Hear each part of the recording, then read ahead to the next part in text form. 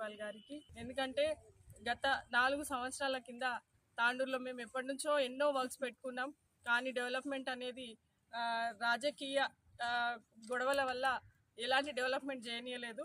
కానీ గౌరవనీయులు మా పెద్దలు మనోహర్ అన్న గారు ఎమ్మెల్యే గారు గెలిచిన తర్వాత తాండూరులో ఉన్నటువంటి మేము ఏదైతే 4 years నుంచి పెండింగ్లో ఉన్న వర్క్స్ అన్నీ కూడా ఇప్పుడు మేము ప్రారంభించుకోవడం జరిగింది.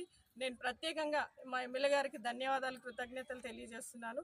ఎందుకంటే దాదాపు ఇక్కడ ఉన్నటువంటి రోడ్డు సమస్య చాలా రోజుల నుంచి ఉండింది.